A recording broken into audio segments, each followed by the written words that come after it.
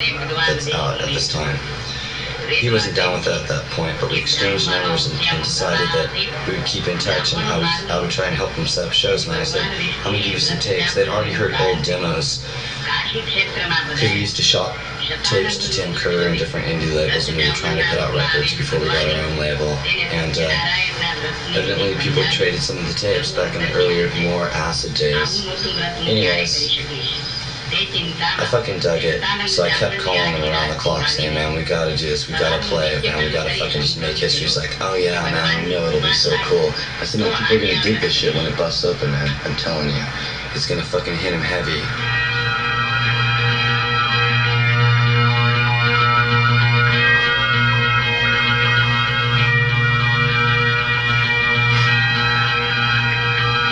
I'm sure he wondered.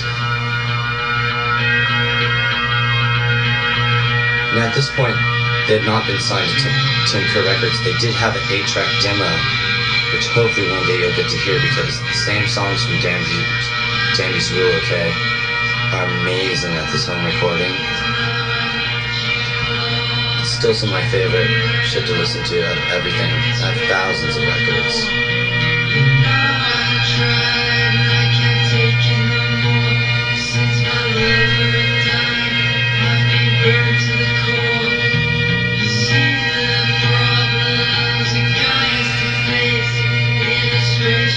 So anyways, Joel was hanging out, and by that time Matt Hollywood and a couple other guys showed up, and we all introduced ourselves, and everything was cool. It was like hanging out. They all looked like race car thrift store superstar championship shoppers.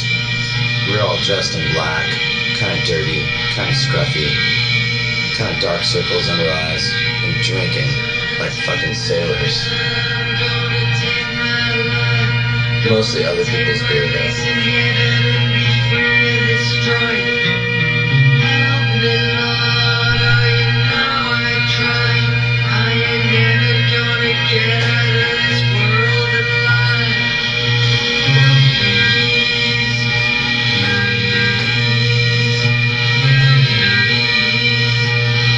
So anyways, we made an arrangement, and they came down.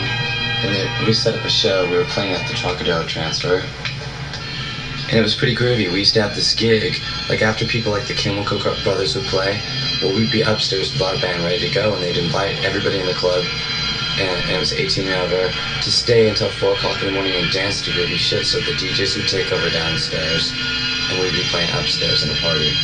So we used to have like basically from 11 o'clock at night until like 4 in the morning to play. So we brought them down here and said, we'll introduce you to some people.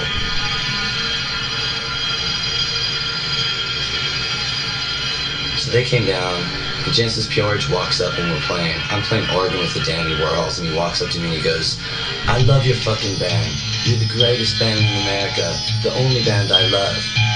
He thought that the Dandy Warhols were the Brian Jonestown Massacre. I'm sure if he would have stuck around to hear us, he wouldn't have said that publicly.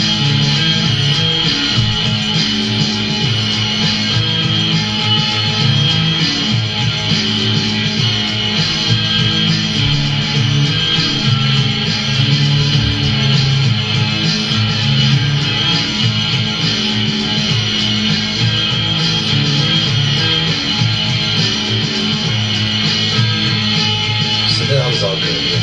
And that night ended. And we made plans to go up to Portland, and we went up there. And by this time, I've been shopping their tapes around. They gave me 2 tapes to start with. I talked David Derzinski, our manager at the time, into copying them off, and we gave them to every single person that we'd ever talked to in the business. And we said, well, never mind about us. Check this shit out, I swear.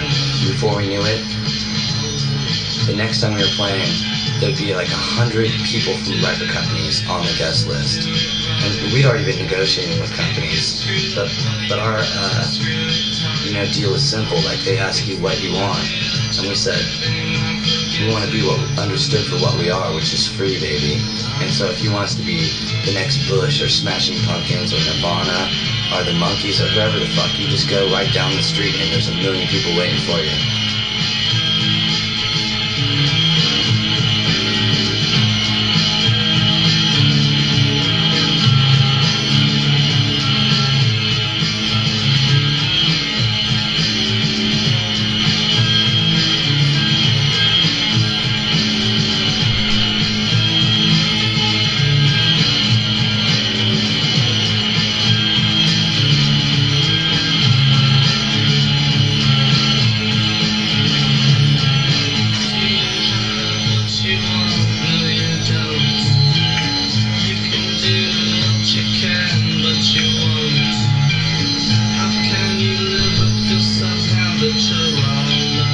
we went up and played the Paris Theater. And went out to dinner with Dale Kawashima and somebody from another record company. I believe that was Mercury. And then Thor, by this time, had made an arrangement with the Dandies to re-record with Tony, their engineer, the album for the demo. Because by this time in the Pacific Northwest, they were on the cover of many, many magazines. And many, many, many people up in Portland, Seattle area enjoyed watching them. Of course, I'm sure they had as many enemies as they did fans. No matter though. They were a great band.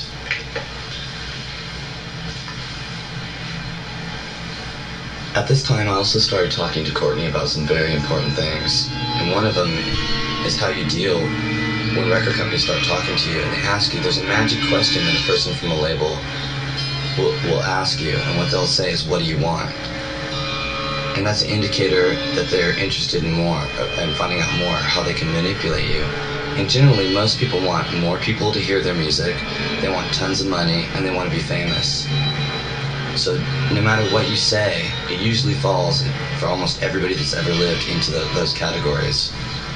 And that's where the problems really begin.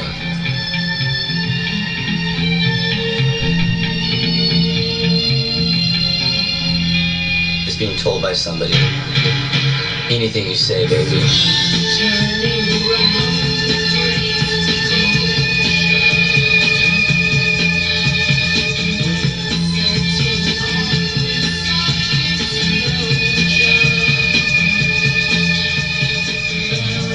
We call up the Dandies and we say, hey man, we're going to set the show at a place called the Great American Music Hall. And this place holds anywhere from 700 to around 900 people, but usually about 400, because they'll put the tables down the floor. It used to be a whorehouse in the 20s in San Francisco, but it's one of the nicest places to play in America. So we put them on the bill with us. At the same time, Perry Watts Russell, who works for Gary Gersh, who runs Capitol Records, was following them. And we'd already been setting up shows at places like the Star Cleaners, all the underground spots that we played, for them with them. But at this point, man, it became very important for the Dandies to show the music industry that they could rock people's brains out in any other town. So we set them up with a full sold-out show on a Monday night, and people were way into it, because before that, they'd only played in a garage, upstairs at a stinking death rock disco, and at the Chameleon.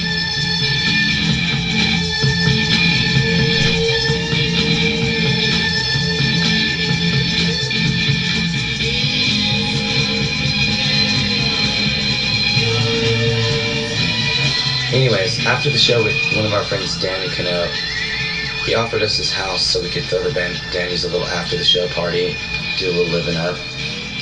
And when they came down, me and Joel had both done things like given them the keys to our houses and said, hey man, just feel comfortable and make yourself at home. Let's have the greatest time of our lives. Well, after the show, I'm sitting there with standing up actually, with Perry, and I'm like, who the hell are you? And he's like, well, I used to manage a band called Berlin. I said, groovy. And he's talking to Courtney like, hey man, I think you're this talented, amazing person, and I think you should be on the same label as the Beatles and the Beach Boys and the Beastie Boys and all this jazz. I want to be your friend. And he's talking in terms of friends and family, and friends and family, and friends and family, and friends and family, and friends and family, and friends and family, and friends and family, and friends and family. You know, I'm standing right in between them, and I kind of have to interrupt. You know, I'm standing right in between them, and I kind of have to interrupt. If it comes down to your job, or Courtney's it. If it comes down to your job, or Courtney's it.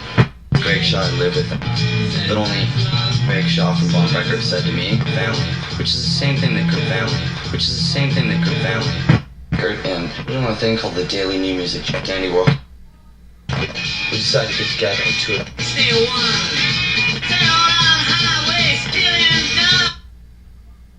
Silly break. I said, that's cool.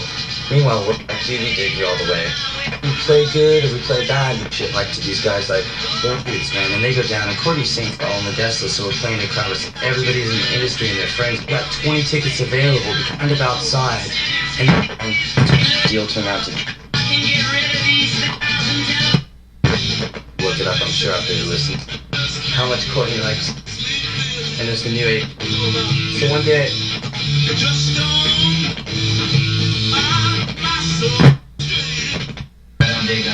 Bye.